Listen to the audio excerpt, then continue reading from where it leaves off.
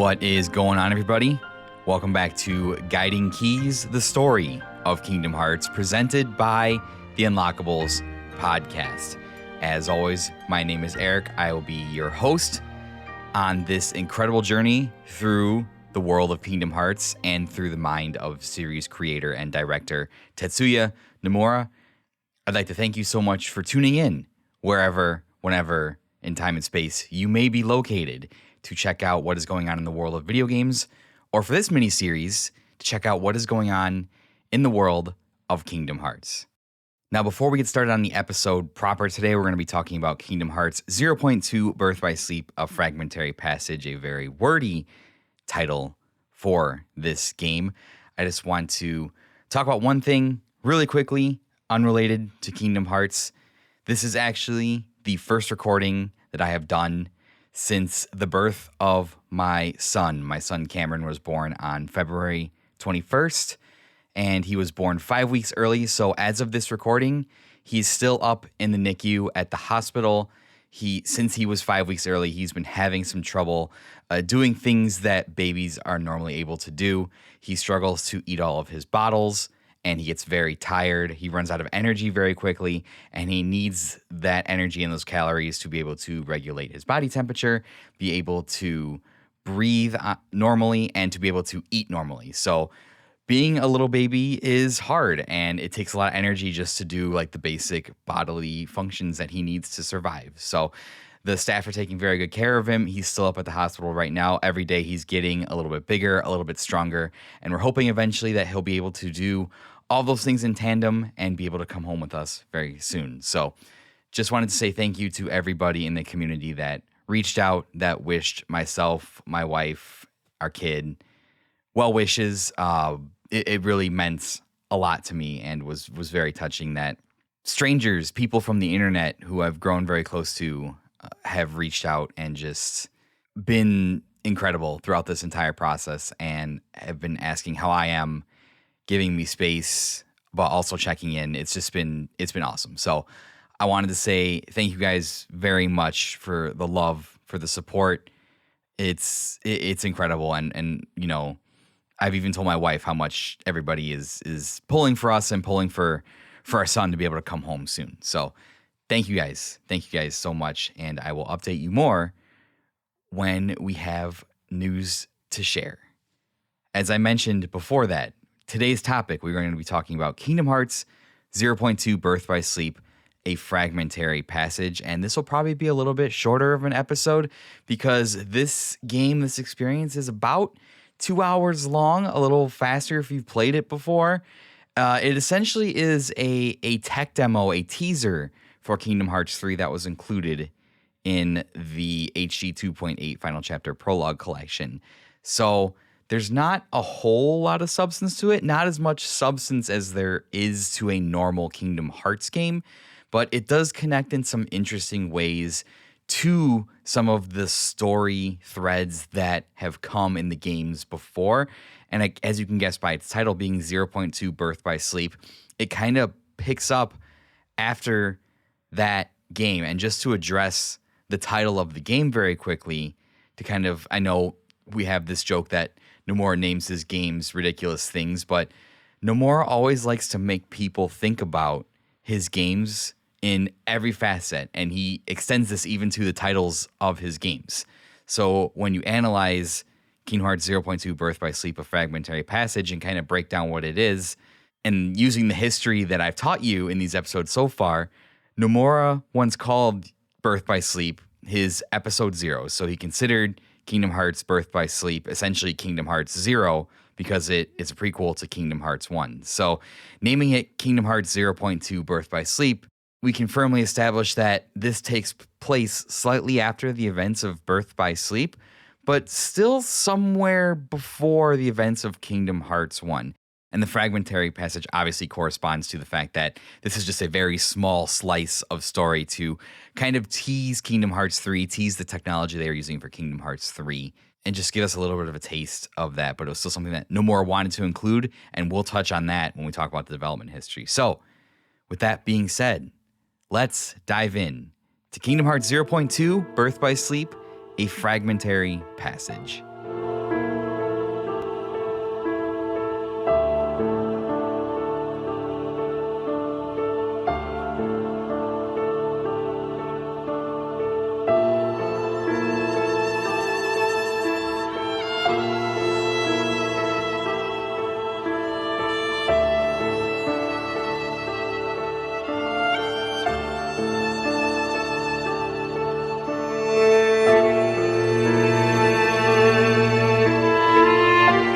Not going to say the name of the title every time, so from here on out, I'm just going to call it Kingdom Hearts 0.2 or 0.2.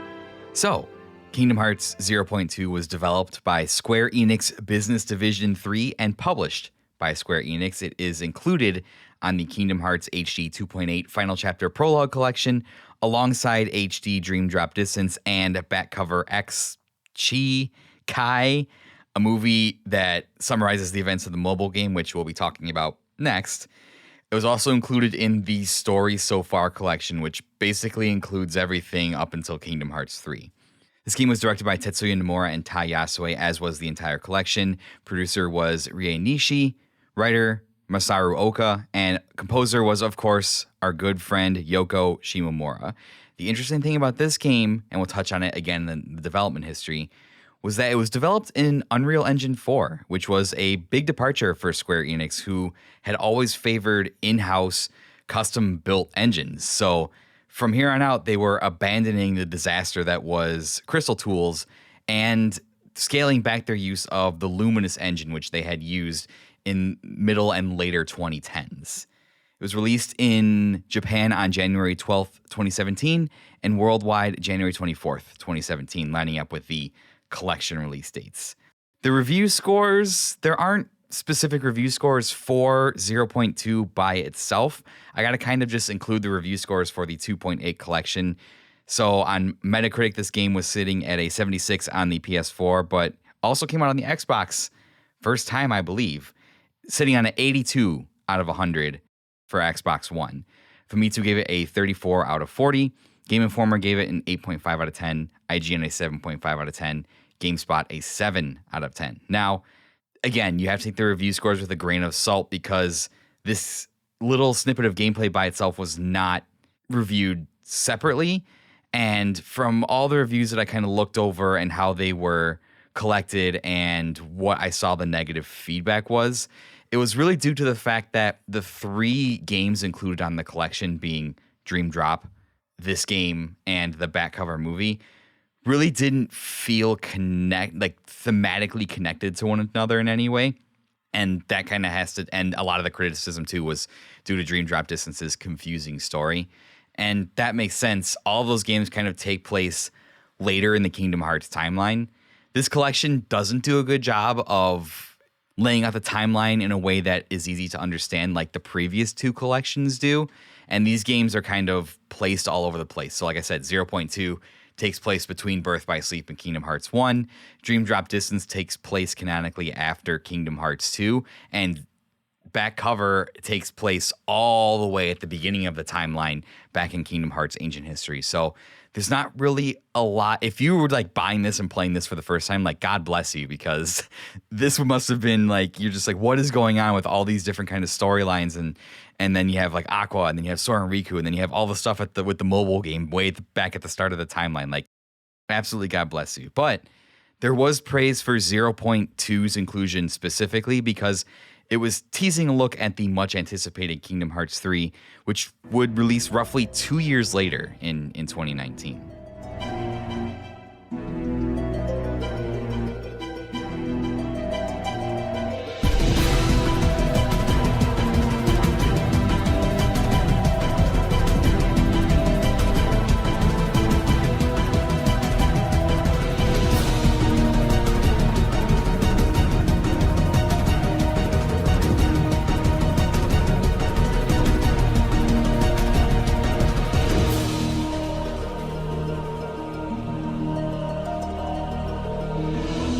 So let's dive into first impressions, general thoughts. So, like I mentioned at the top of the episode, 0.2 serves strictly as a tech demo for Kingdom Hearts 3. And this was my primary motivation for getting the collection, sure, I wanted to play Dream Drop Distance on console on a TV and see how that experience translated. But when I bought this collection, this was the first thing that I played. And as far as like the movie goes, I had played the mobile game pretty religiously until like the last year of its life. Like I played it on and off, but I always came back to like catch up with the story. So the movie didn't really like do anything for me. It wasn't like Advent Children levels of spectacle for the movie. The temptation of getting a glimpse at Kingdom Hearts 3 was the primary motivation, and it was just absolutely breathtaking to see the world of Kingdom Hearts created in Unreal Engine 4, a modern game engine. So put yourself in my shoes for a second, right? I've been playing these games pretty religiously for about the last 2 years, trying to play through them all.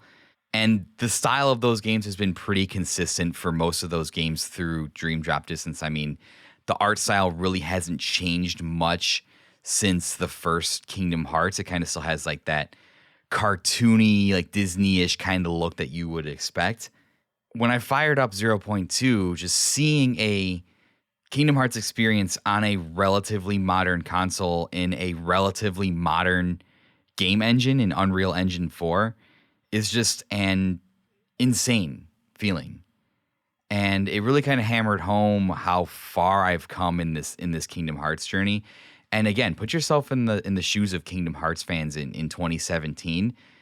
Kingdom Hearts 3 got announced all the way back in like 2012 or 2013, and we just been starving for anything about that game. So to get this little slice teasing what 3 was gonna be like was glorious. It was enough to tide us over 2 more years until we got the full release of 3. So let's just go ahead and rip off the Band-Aid here, right? So as you can probably make an educated guess based on the title, 0.2, Birth by Sleep, that this little mini game is going to let us spend some time with our good friend Master Aqua. We're going to be catching back up with her in the Realm of Darkness after she's spent a significant amount of time there. And we'll even get to see some familiar worlds and some familiar faces. And we'll get to see that this tiny slice of the story actually ties in with the events at the end of Kingdom Hearts 1. And looking back at this, I really do appreciate this. I'm really glad we got to spend some time with Aqua here before Kingdom Hearts 3. Obviously, as it's being set up, as we've played Dream Drop Distance, rescuing her will be a big part of that game that's been teased already. Even in this brief 2 hours we spend with her, we get to see a bit of character development that ties in nicely to Birth by Sleep. She's been in the Dark Realm for years now. Her confidence in herself is constantly being challenged by the despair that she feels and the darkness that's just constantly assaulting her during her time there. And it's interesting to see kind of the mental state that she's in, considering she's had to endure a place where people just don't go, where you're not meant to be, where you are completely and utterly alone while her friends are suffering, and that loneliness and that lack of companionship and connection and human contact drive you kind of insane. I mean, think about the story of Kingdom Hearts. It's a story about connections, about the strength of your heart when it's connected to other people. The Dark Realm is the antithesis of that. It's a place where you're completely cut off. You're completely alone. Your heart has no connections to anybody except for the memories of your friends. And it's just got to be just maddening. And it eventually, even the strongest hearts will break down under those conditions. So it's absolutely insane. Other than that, there's not a lot here to say about my general kind of thoughts here. I mean, this little slice of this game is fucking incredible. That's really all I have to say about it. There's not much to kind of nitpick here. They kind of showcase some of the best beats and some of the mechanics that would come to define Kingdom Hearts 3, which we'll talk about in gameplay and presentation. So not too much to say here. You can complete this section in about 2 hours, and the end just comes to this gigantic crescendo that is this perfect ending. It caps off this really well-paced slice of game really quite well. And I think it ties nicely into the end of Kingdom Hearts 1 and kind of changes the perspective of that game a little bit, and even kind of enhances the stakes of Kingdom Hearts 3 because now you know what's at stake. When we talk about certain events in Kingdom Hearts 3, I think having this little slice of time to play with Aqua really just enhances her character. I can't imagine having her character in 3 and not having this little slice of gameplay and this little slice of time to spend with her. And even in this short amount of time, the amount of character development she goes through is really interesting in the way she's challenged as a person. So yeah, with that being said, we'll move on to gameplay and presentation.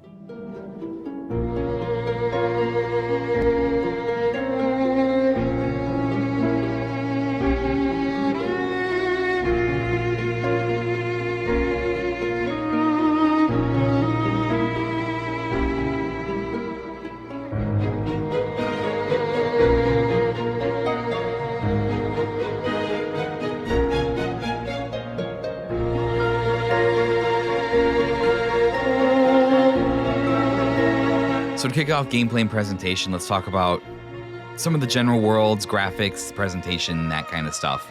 Kingdom Hearts in Unreal Engine 4 looks, I mean, if I have to be punny about it, it looks unreal. Like I said, gone are the graphics that we've been accustomed to since the series inception for the last 7, 8, 9-ish games, however many it's been. I don't know. I didn't have it written down. I'm not going to count them on air real quick. Rather than everything looking like it did, everything kind of looks like a Pixar movie. And that will translate into Kingdom Hearts 3 as well, because it looks more like what Disney's movies did during like the Tangled era, I guess you could say, or like Tangled, Frozen, Big Hero 6, that kind of style of CGI graphical animation. And they don't have to do little tricks with the animation to save memory. I mean, everything looks absolutely incredible. The 3D models are incredible. There are backgrounds that are just filled to the brim with such incredible details. Amazing attack animations with these like flourishes of light and blasts of magic. Like I'm not joking.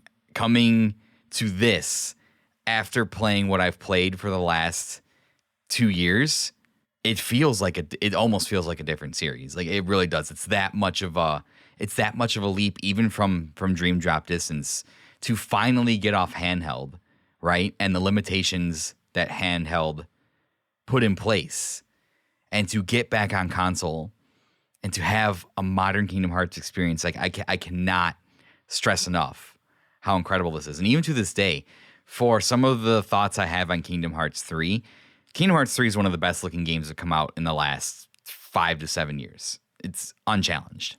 Speaking of worlds, you do spend most of the time in the Dark Realm, but you do kind of visit 3 slices of worlds which have fallen to darkness, and there are 3 worlds that Aqua has a direct relationship to: Castle of Dreams, Dwarf Woodlands, and the Enchanted Dominion.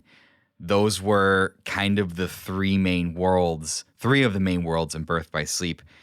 And all these worlds are beautifully reimagined, mixed in with the just crushing despair and nightmarish landscape of the Realm of Darkness. It's hauntingly beautiful. And the stars of the Realm of Darkness are the Heartless. And the Heartless here they're bright and they're colorful against the kind of dark, muted backgrounds, but they're also more sinister looking and they feel like more of a threat. And there are more of them on screen than any previous Kingdom Hearts game because of Unreal Engine 4, because of the updated power of a modern console. They're able to have bigger battles and they're able to be more spectacular. I know that games get a lot of flack for just being like, oh, like these action spectacles are not actually hard, but Kingdom Hearts is a spectacle in all of the best ways. And even if you don't like the series, I would be hard-pressed. You'd be hard-pressed to look at it and be like, damn, that and just not be impressed by it, I think. There's a cool detail about Aqua here that I really like when you start off with her. Aqua starts off at level 50, and she sports some pretty powerful combos and magic commands. This is a really nice touch. I'm really glad they didn't put her at like level 5 or level 7 or a lower level. I like that they put her at like level 50 and gave her some pretty good stats, because it's a nice touch, because remember, she's a Keyblade master. She's a very powerful person. I'm glad they didn't depower her from Birth by Sleep. It reinforces how formidable she is. Well, Nomura, and this gives Nomura the opportunity, right, to tease us with more powerful stuff. He didn't want to just show off like little thunder spells or little fire spells or stuff like that. He wanted to show off the big guns, Thundaga, Faraga, Blizzaga, and these spells look so they're fucking powerful and they're devastating. But I think too, this is not a double-edged sword, but I think this serves a secondary purpose because yes, she's powerful, but the Heartless here also hit pretty hard too. So I think it also underscores and reinforces just how vulnerable she is because the enemies here are strong despite the fact that she is a Keyblade master. They take off pretty good chunks of health when they hit you. So, speaking of magic is back with an absolute vengeance. The MP bar, after being exiled for like 4 games, finally makes a return. 4 games. It was gone for 6 years. We didn't have a traditional MP bar in a Kingdom Hearts game for 6 years. Aqua has access to 4 spells, 4 incredibly powerful spells: Faraga, Thundaga, Blizzaga, and Curaga. These feel powerful. Like I'm not joking. Like they feel so powerful. Magic in Kingdom Hearts 2 felt pretty strong. And then I felt like through the last 3 or 4 games I played, Magic was there, but it was implemented into the command system. And it felt like Magic kind of took a back seat to commands that had like flashy flourishes on your attacks and stuff. This new Magic feels more powerful than Kingdom Hearts 2. Thundaga calls down gigantic bolts of lightning that blast and electrify the battlefield. Blizzaga causes a huge ice explosion that can now freeze some enemies. So there are these water-based Heartless, and if you cast Blizzaga on them, they freeze solid. So elements now interact. There's elemental strengths and weaknesses to the Heartless that are clearly telegraphed, and you get rewarded for exploiting those weaknesses. Faraga is just a huge fireball that will set enemies ablaze. It's just it feels great, and it gives us a little peek into like what the magic system is going to be like in Kingdom Hearts 3, and it's incredible that it's back. But here's the kicker. You might think, oh well, if magic is back, if MP is back, we must be getting rid of the command menu or the command decks, right? That whole system must be going away. Not quite. You wouldn't be technically correct in saying that because the command deck has been replaced by this system called situation commands. And this ties into the command styles that were present in Birth by Sleep. Situation commands replace the reaction commands from Kingdom Hearts 2. If you remember those, if you were fighting enemies, you could get a triangle button prompt that would do something. So like for the basic Dusk Nobody, it was a reversal. It would basically scoot you around the back from and confuse them and give you a chance to attack them from behind. They were situational commands that could give you an advantage in battle. And they're kind of a fusion, situation commands are. They're kind of a fusion between the reaction command system and the command style system from Birth by Sleep. Although command styles are tied into this new system. So as you attack, as you use magic to defeat enemies, you build up this meter above your command menu, and it's essentially consists of like 3 arrows that build on top of each other. Once you build that meter up, depending on the types of attacks you used, you'll get a situation command that you can perform by pressing triangle, and this situation command is usually like a finisher or it's a command style change Aqua can change into her Spellweaver command form. So for example, if you weave Faraga into your attack combos, like you're attacking and you're shooting off some fire Faraga spells that hit, when your meter fills up, you'll get a situation command for a powerful magic finisher called Faraja, spelled with a J. And it's basically a Faraga spell on steroids, causing just a gigantic fireball explosion in the area that does devastating damage to anything that's caught in its radius. Fun fact on this is a English localization for a spell called Faragun that is basically known as Fire 4 in earlier Final Fantasy games. This localization gets abandoned in Kingdom Hearts 3, where this gets turned into Faraza, its own kind of thing. As I mentioned too, Aqua's Spellweaver command style from Birth by Sleep is linked to the situation command mechanic. If you use mostly physical attacks to fill up that meter, you'll get the situation command that will become available for Spellweaver, and then once Spellweaver kind of runs its course, you get a finisher command with that as well. We do have the return of flow motion from Dream Drop Distance, but it is much more limited than what it was in Dream Drop Distance. It is extremely more tame. You aren't flying around everywhere using flow motion. It's super situational and limited in use. It's mostly used to do like rail grinds in certain portions of the game and to like progress through the world. This does not mean that Aqua is limited in her moveset. The level design for this relatively short game is pretty expansive. I would say it's at least on par with some of the expansive areas of Dream Drop Distance. And she has all these moves that she can do. She gets an ability called Double Flight, which is a nice little double jump ability that can combo into like a pretty lengthy dash in the air that she can use to reach ledges and platforms. Aqua's cartwheel dodge comes back that gives her a great deal of mobility where she can like cartwheel around the battlefield.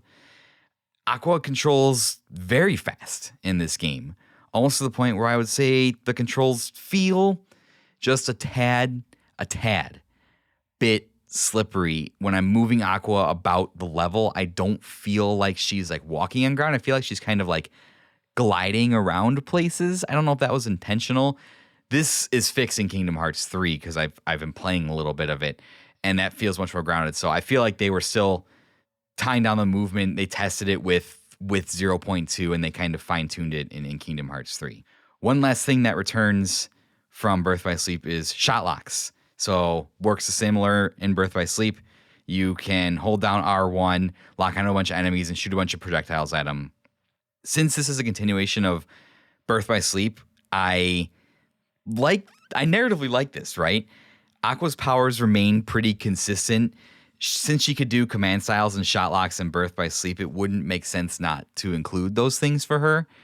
So narratively, it makes sense, and gameplay-wise, they found a way to make it work. So if you're following all that, you're like, whoa, it seems like they brought a lot of stuff forward and we're kind of incorporating it, getting ready to put all this stuff in Kingdom Hearts 3. And if you thought that, then, dear listener, you hit the nail on the head. If you look back and listen back on the series of episodes up until this point, you can see that from Kingdom Hearts 1 all the way to Dream Drop Distance, there were always changes and variations in the combat style, in the gameplay, in the way that you attacked, did magic, did commands and stuff like that, whether it was the level panel system in 358, whether it was the command deck in Birth by Sleep, whether it was a combination of those things, flow motion, shot lock, command styles, whatever. Nomura has tested these ideas for like a decade and a half now across all of his Kingdom Hearts games. And he is bringing the best of those ideas that he's had 15 years to fine tune and bringing them all forward. And is going to incorporate the best of all those ideas into what is essentially the swan song for the series for so far, Kingdom Hearts 3, right?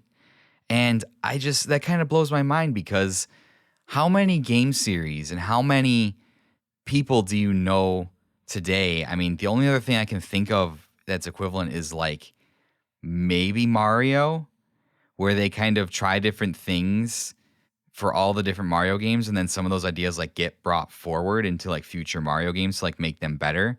He's done all this stuff for the last 15 years, and he has learned, and he knows what style of game he wants to make, and he just keeps getting better at making these Kingdom Hearts games. And now he's taking everything that he's learned and everything that he's tried to do and everything that he's experimented with and taking the best parts of it and including it in the finale of the story that he's been telling.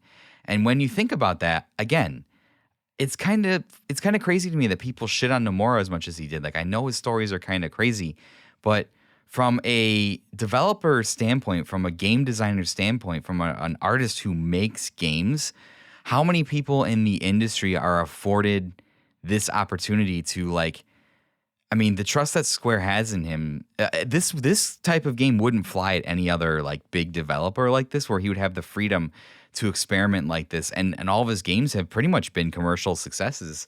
He hasn't really had one that I would say has been a disastrous flop. And the upper management, despite the fact that it's more corporate, trusts him. And you can see this too in the Final Fantasy VII remake and in the current game Rebirth.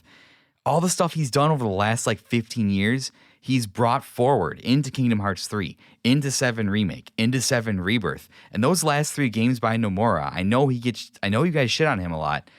Those last 3 games are fucking masterpieces. I know Kingdom Hearts 3 is a little, there's some controversy in the community and stuff, but when everything's said and done, 3 is a very solid product. 7 Remake was critically acclaimed. 7 Rebirth has even more critical acclaim than Remake right now, and I'm having a great time with it. So guess what? Last 3 Nomura games have been some of the best games that have come out in the past 5-7 years. So put that in your pipe and smoke it. Speaking of Nomura, let's talk about the development history next.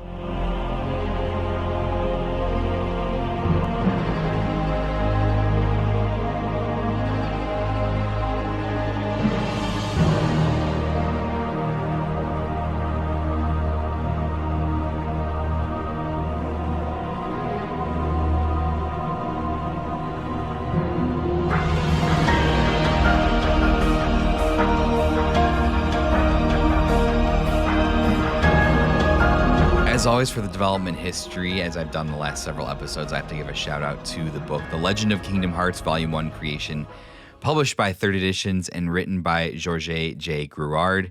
It provided some incredible insight, even into the development of 0.2, into that HD 2.8 collection. It just continues to be a resource and a wealth of knowledge. And the way that Jay was able to sit down and dig up interviews and talk to people from Square Enix and get all this kind of insight and gather it all in one book and give us this detailed look at Square is absolutely incredible. So again, go check out that book. Go check out Third Editions. They have a bunch of different authors that have written about a bunch of different books, and their books are absolutely gorgeous. They look incredible on your shelf. They have one about Final Fantasy VII, Final Fantasy VI. There's a Metal Gear series. There's a Halo series. Some people have done some absolutely incredible work for that publisher writing these books.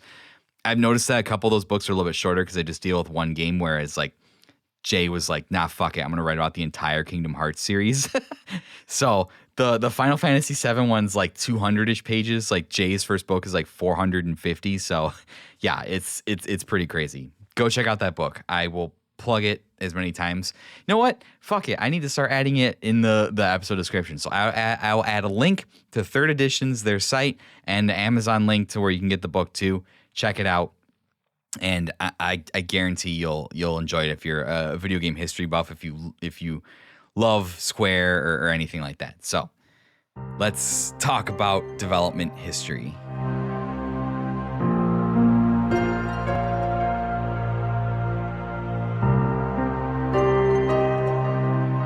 For this development history, we're going to go a bit out of order. Technically, the mobile game Kingdom Hearts Chi Unchained X Union Cross is the next game that releases in the series, but that's an ongoing story that covers a length of time before and after Kingdom Hearts 3's release.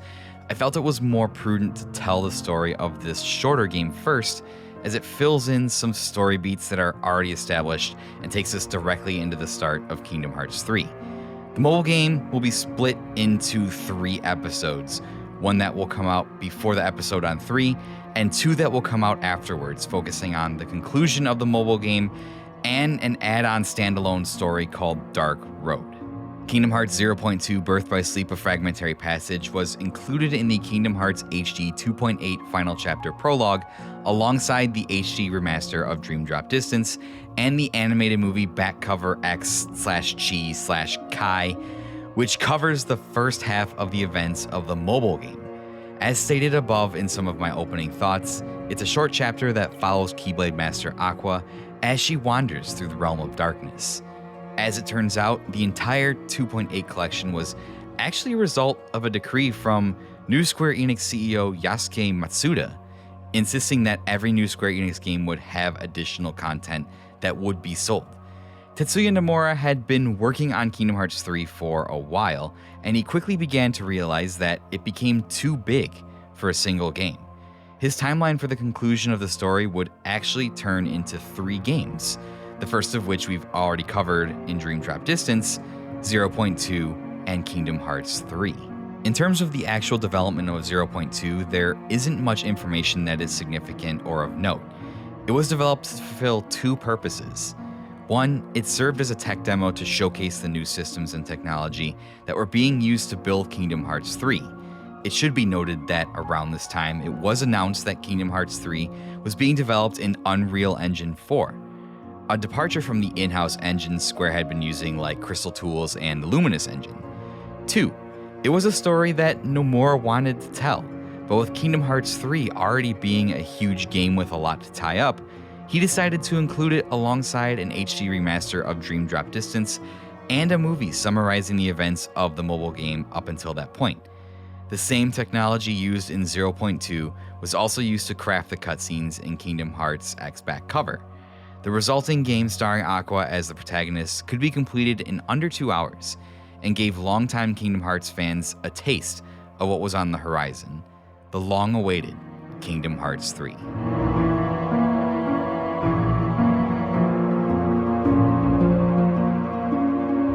So with that relatively short development history out of the way, we can begin the story proper. Now, just because the story is 2 hours long doesn't mean that there aren't significant reveals or it doesn't tie into the story in a significant way.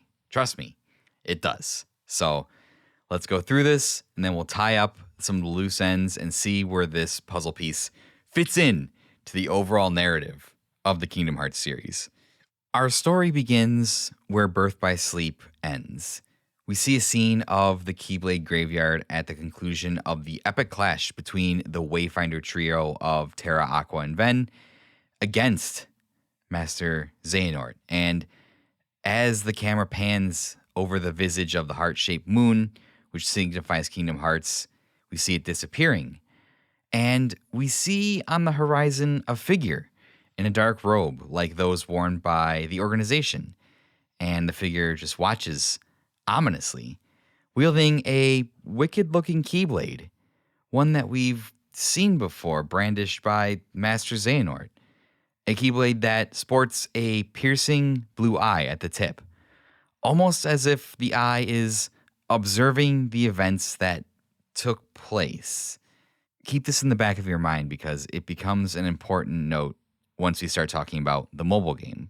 We rejoin Riku, Kairi, Mickey, and Yen Sid at the Mysterious Tower right at the conclusion of Dream Drop Distance. Yen Sid says that they must assemble the Guardians of Light to combat the threat of a reborn Xehanort, and that the time has come to help the Wayfinder trio as Terra, Aqua, and Ven must be saved from their sad fate. As they begin to discuss the whereabouts of the 3 fallen Keyblade wielders, Yen Sid mentions that Aqua is deep in the realm of darkness. Following their first battle with Xehanort, Ventus's heart refused to awaken, and so Aqua found a safe location to conceal him.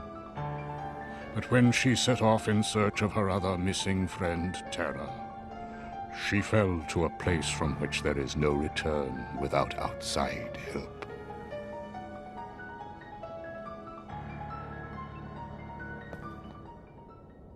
I saw her in the realm of darkness. A place that is impossible to escape without help. And it's here that Mickey mentions that he encountered her while he was there. When was he there? Well, obviously we know he was there during the events of Kingdom Hearts 1 as Riku and himself seal themselves inside. So this would be the only logical place that this story could fit in the storytelling timeline.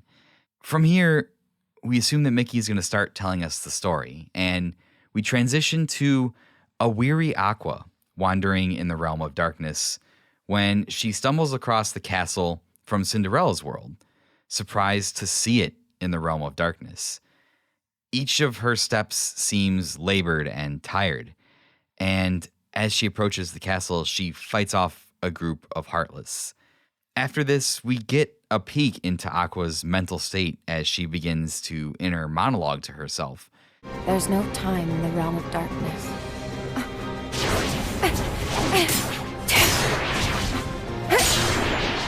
I walk on and on without end. In the realm of light, do days or years pass with each step? I know something has started to go wrong. I must hurry. As she has flashbacks of her friends, she laments taking the time she had with them for granted. As she feels the grief of Cinderella's fallen world weigh heavily on her shoulders, it just makes her feel the grief of literally everything that's happened to her. Aqua presses forward. She repairs the damaged bridge to the castle using some time mechanic linked to the castle's clock, and as she crosses it, she encounters a new enemy for the first time. She's attacked by a towering, writhing column of Shadow Heartless that surrounds a pulsing core of pure darkness. It's alien and terrifying, and it moves almost in a liquid state. She manages to drive off the entity known as the Demon Tower and continues her trek through the realm of darkness. And interrupting my story spiel here, the Demon Tower looks so fucking cool. It's such a cool fucking enemy. It's just a tiny little swirling column tornado of the little Shadow Heartless all like whirling around. And its movements are erratic, and it's just another showcase for the power of Unreal Engine 4, another showcase for how insane Nomura's ideas are when they're able to be built with modern technology. As Aqua enters the castle, she once again yearns for just one more night beneath the stars with her friends before chastising herself for dwelling on the past. Suddenly, a voice calls to Aqua as the familiar form of Terra descends the stairs. Aqua! It can't be. What are you doing here? You should be in the realm of light. Oh no. Did you not make it out? Don't tell me. Has the realm of light... Why won't you say anything to me?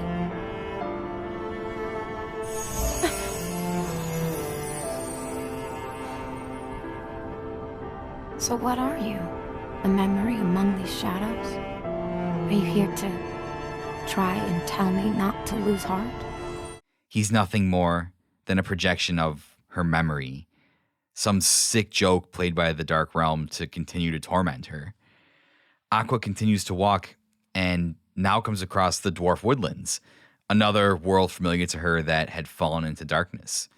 She sees the familiar glass coffin that once housed Snow White and approaches it, but it doesn't contain the Disney princess, but rather her friend Ventus, sound asleep. She knows he isn't real, but she speaks to him and reaffirms her promise to be there to wake him up, saying that the memory of him is helping to keep her strong. Suddenly, the magic mirror of the evil queen appears, and as she touches it, a dark reflection of herself reaches through and pulls her into a large open chamber filled with mirrors. In order to escape, she must break each mirror's curse, entering each mirror one by one and fighting a dark reflection of herself that urges her to give up and succumb to the darkness.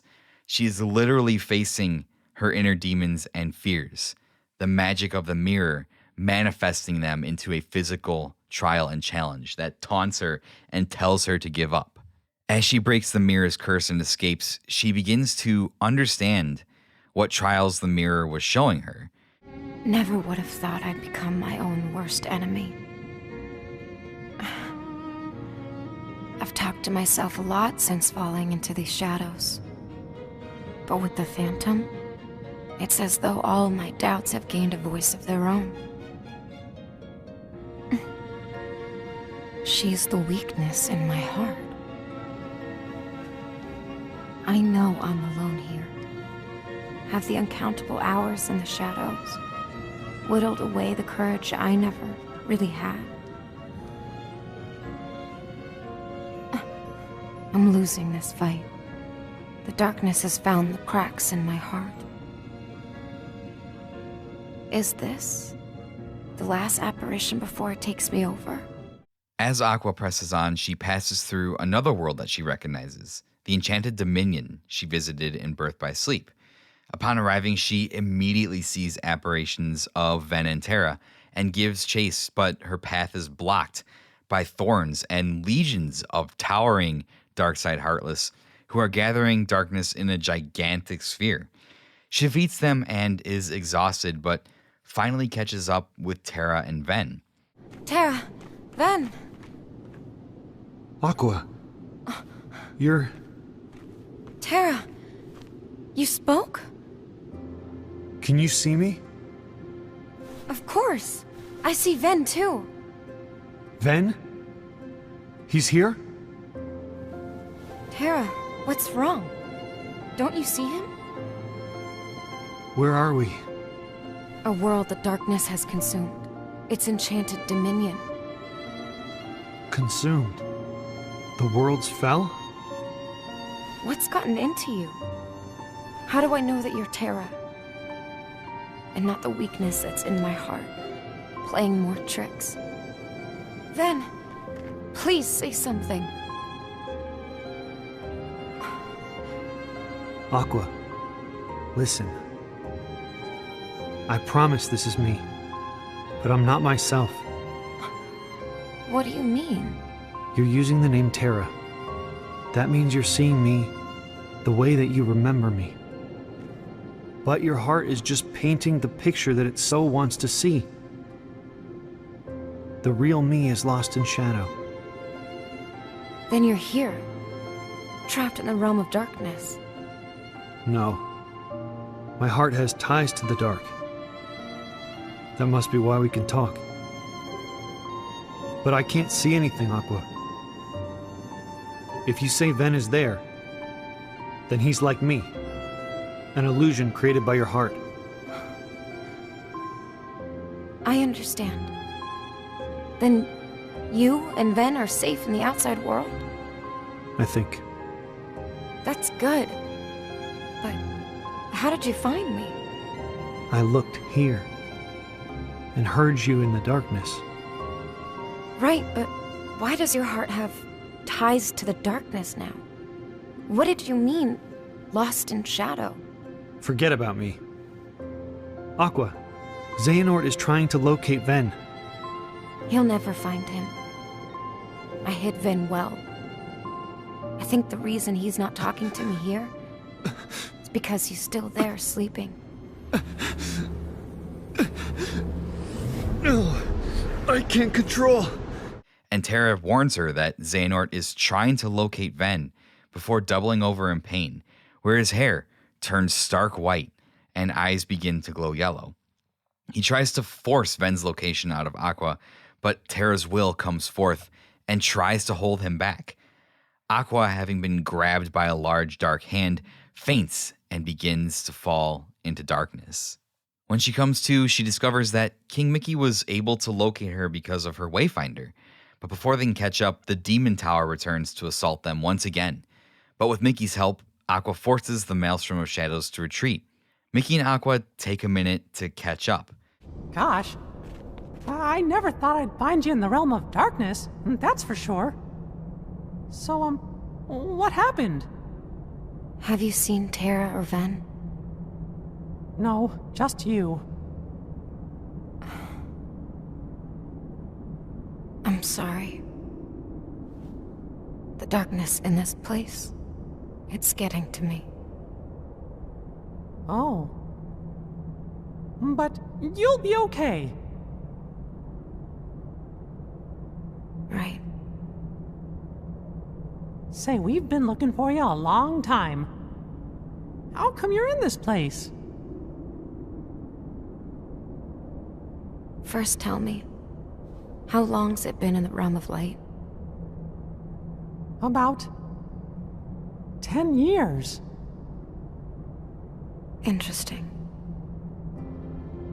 After we last spoke, I took Ven somewhere safe, and then I went after Terra. But Terra was about to fall to darkness, so I had one choice. I stayed here in hopes of giving him a chance. I didn't know. How about you? What could have brought you here? Has something happened? In the realm of light? It's the Heartless. They've been attacking worlds and taking their hearts. And worlds with no hearts vanish into darkness. But if we can lock the door between the two realms, light and dark, from both sides, we can protect the other worlds. So you see, I came here to find the key on this side. Turns out, it's not so easy getting into the realm of darkness. The points you can cross have become unstable. It's only when a world gets consumed that an entrance appears in the realm between. So I waited for my chance to sneak in.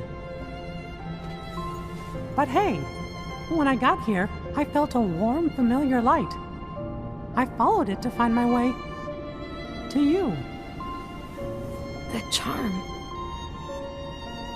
So they were helping. Terra and Ven brought you and I back together again. Yeah, But the worlds are still in danger. Terra, did he make it back to the realm of light? we still haven't found him. I see. Well, wherever he is, he's fighting. He'll beat his darkness. And I know he wants me to fight too. I think you're right. He'll be just fine. Yes. But what about Ven? He won't wake up unless I'm there with him. I have to go. I have to find a way back to the realm of light. Good. Then let's locate that key and go home together. Does that mean you know an exit? Well, I was so busy finding a way in that I didn't give a lot of thought to where there'd be a way out. But together, we're sure to find one. You haven't changed at all.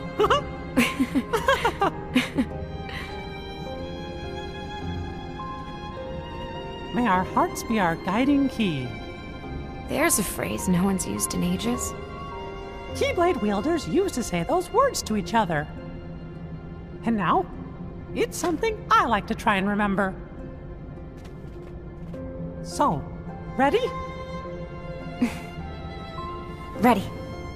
Mickey then goes on to tell Aqua that he came here looking for the Dark Realm's Keyblade, so they can seal the door to prevent the Heartless excursion into the Realm of Light, putting this adventure directly in the same time period as Kingdom Hearts 1. This is what Mickey was doing for that entire game, and he was with Aqua. What a revelation. With some strength and resolve and the first glimmer of hope in a long time, Aqua sets out with Mickey to locate the Dark Realm's Keyblade and helps Sora close the door from this side. As they move forward, they emerge on the sunny beach of the Destiny Islands, a world that had just fallen into darkness. As they look around, Mickey guesses that the Keyblade is probably located in the cave that leads to the secret place. But as they approach, the Demon Tower swarms out of the dark recesses, and it's more agitated than it's ever been. Mickey and Aqua do battle with the malevolent force, and as the battle rages, the swarm of shadows grows and evolves from a column of darkness to a swirling, towering tornado of shadows and darkness.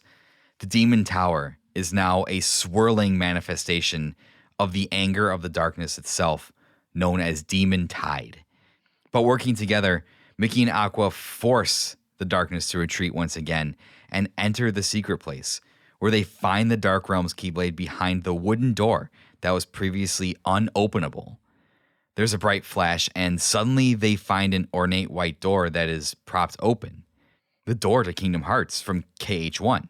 Mickey states that with Sora on the other side, they can close the door for good, and all they need is Riku's help, who they actually see running in the distance towards the door.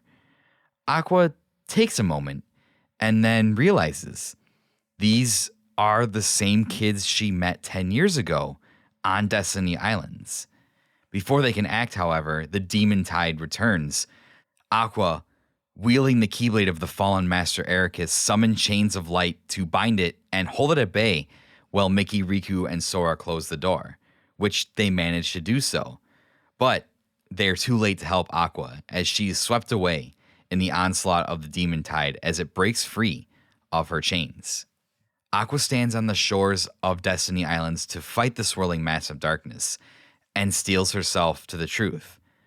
She wouldn't be escaping the realm of darkness today, but she makes a new promise.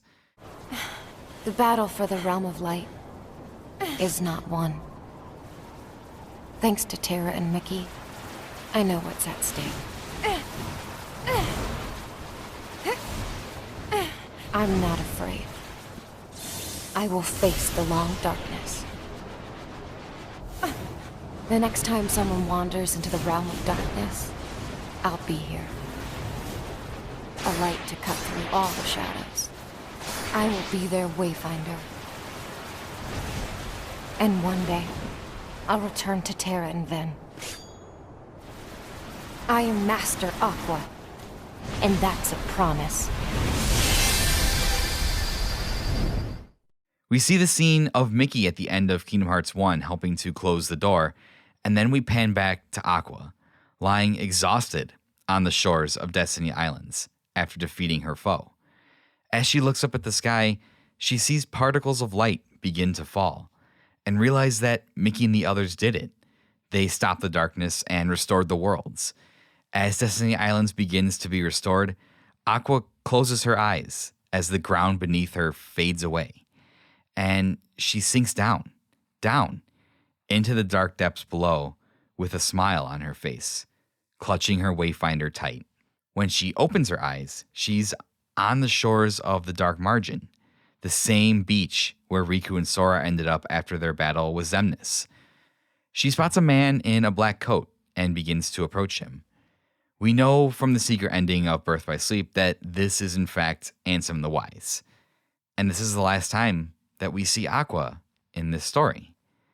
We transition back to Yensid's tower as Mickey concludes his story, and Riku is shocked to learn that Aqua was there at the conclusion of Kingdom Hearts 1 when he and Sora closed the door.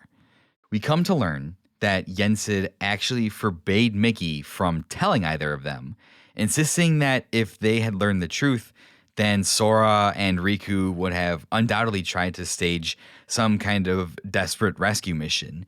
But now that Riku is a Keyblade Master, he and Mickey decide it's time for them to go help her. Yensid sends Kairi to the wizard Merlin to train with Lee in the art of wielding a Keyblade. Before Riku and Mickey depart, Yensid provides them with new clothing to help protect them from the darkness. We transition to a new scene, and we see the big, familiar yellow shoes of our favorite good boy protagonist as Sora bursts in the door of Yensid's study, only to see that nobody except Yensid is there. Interrupting a classic Sora and Donald fight, Yensid informs them that they need to be ready to confront Xehanort, but the truth is that Sora was left significantly weakened after the events of Dream Drop Distance. It's just how he was after the events of Chain of Memories, and he never mastered the power of waking he needs to be able to help Ven and the others. In order to regain his lost power and master the power of waking, Yensid sends Sora out into the worlds, telling him to let his heart be his guiding key. Later in the gummy ship, Sora is stumped trying to think about where to begin his journey. And after thinking for a moment, he realizes exactly the place he needs to go. He just so happens to know a certain hero who lost his strength only to regain it after he realized what it means to be a true hero. Following his heart, the 3 half-pints set off towards Olympus Coliseum, setting us up, finally, for the start of Kingdom Hearts 3.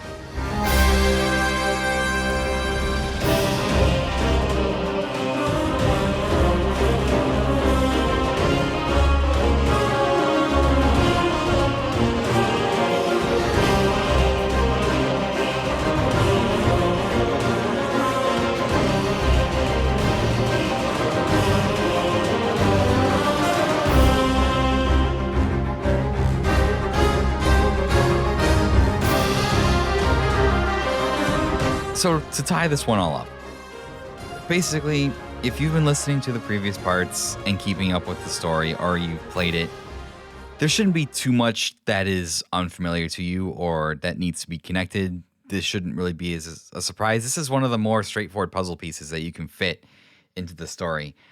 All the major revelations in 0.2 make sense in the grand scheme of the narrative, right?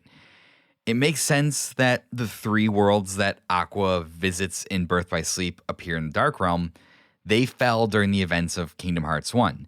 The princesses of those respective worlds even say their worlds fell when Sora rescues them all from Maleficent. So it's thematically, narratively appropriate, and very cool that those are the worlds that are featured. Picking worlds that Aqua is familiar with also causes additional stress and depression on her already battered mental state.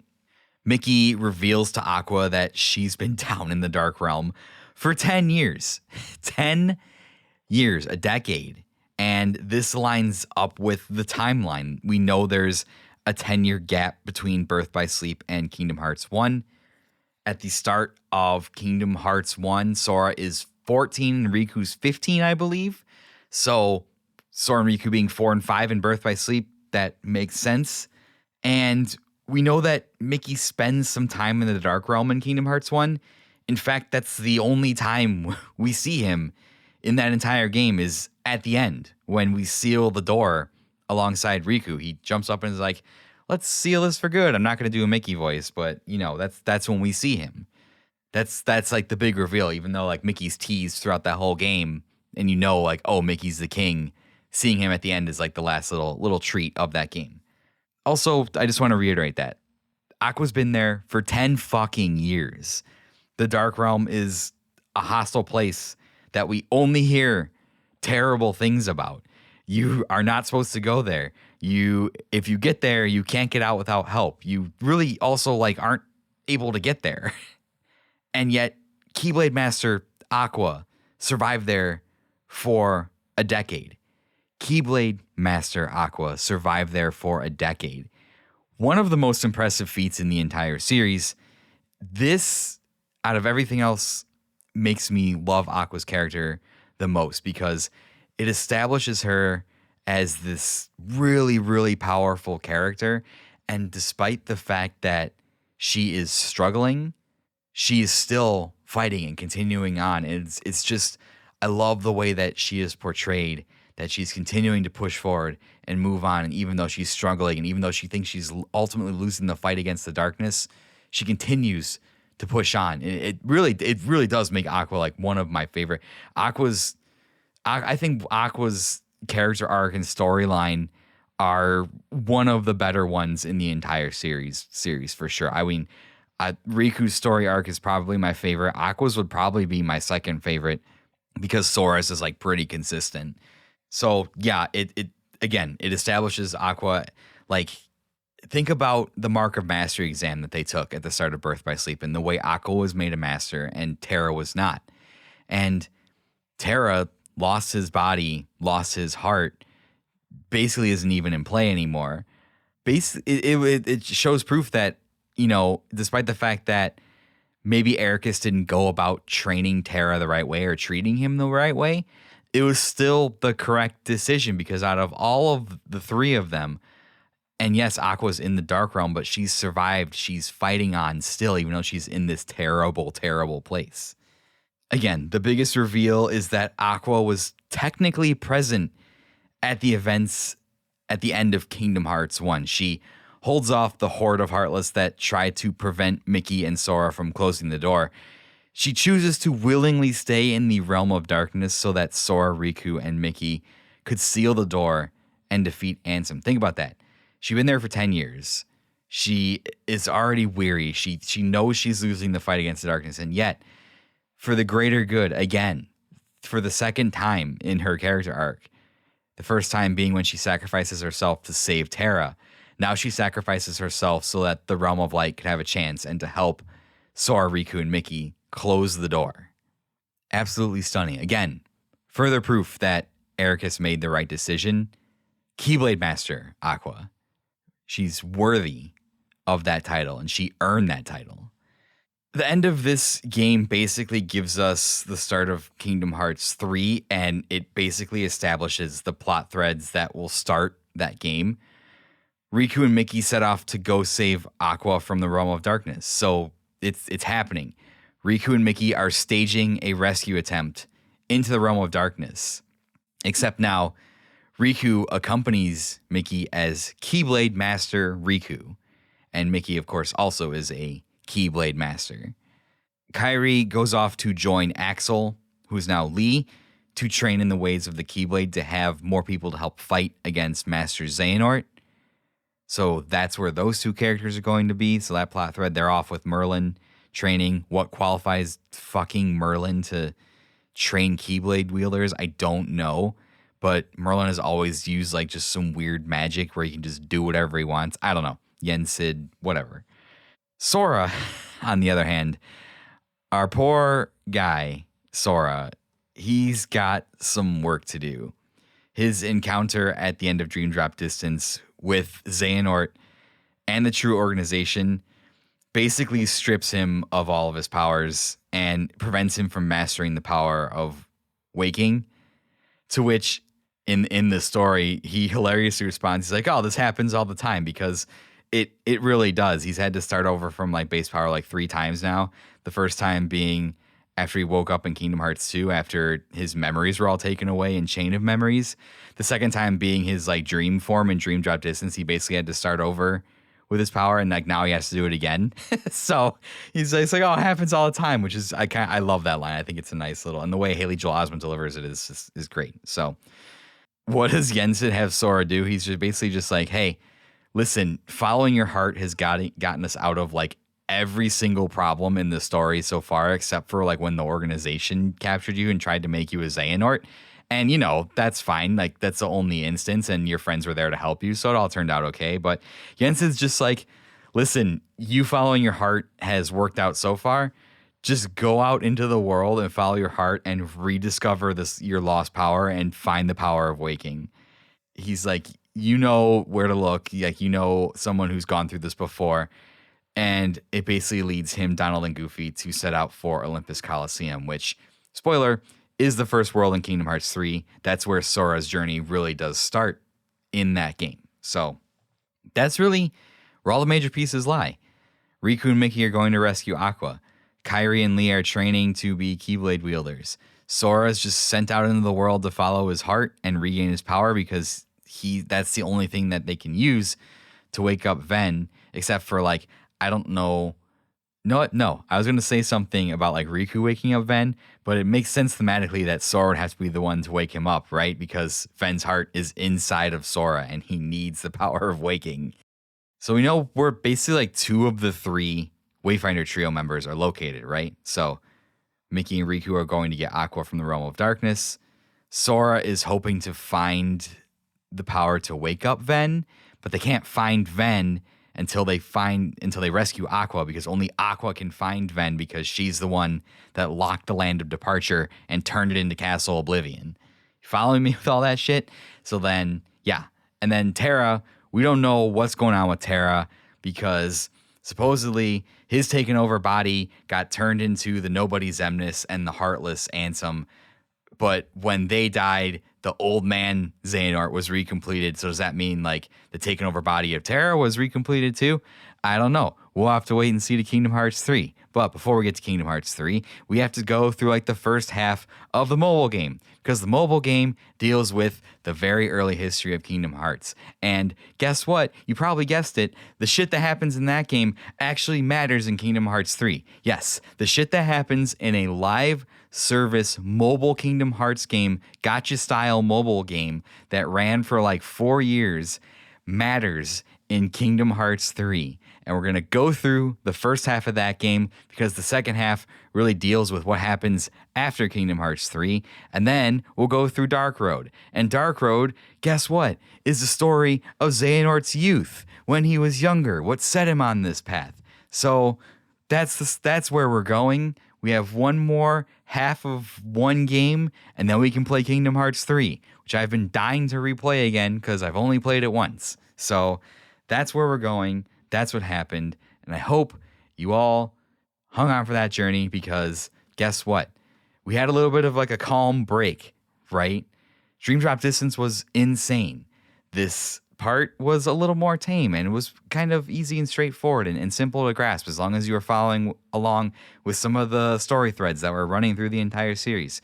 And now we get to the mobile game, and shit starts to get crazy again. So it's going to be pretty crazy from here on out. So enjoy this nice little rest stop on the Guiding Keys tour, because I need you to catch your breath, because we're sprinting to the end, and a bunch of these plot threads that get left from Kingdom Hearts 3 and the mobile game and Melody of Memories are the start of Kingdom Hearts 4. So hang on.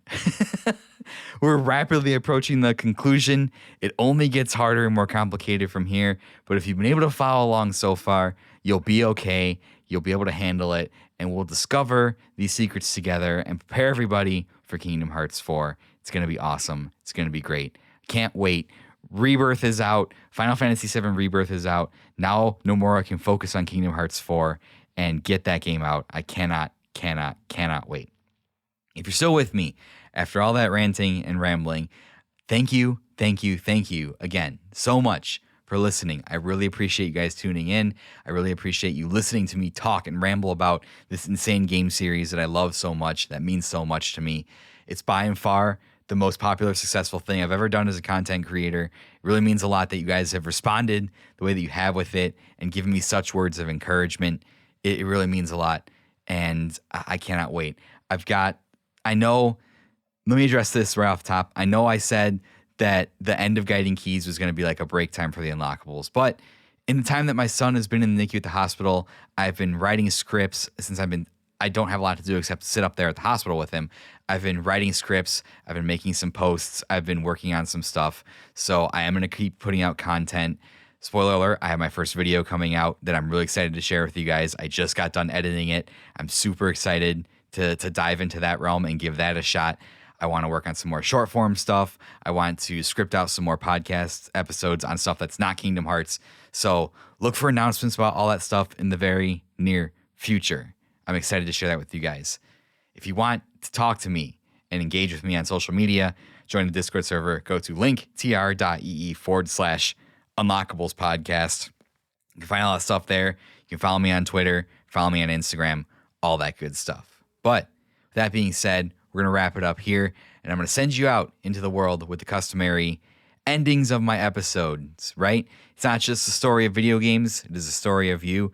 And remember, as always, great life advice, despite the fact that it's from a crazy video game, may your heart be your guiding key.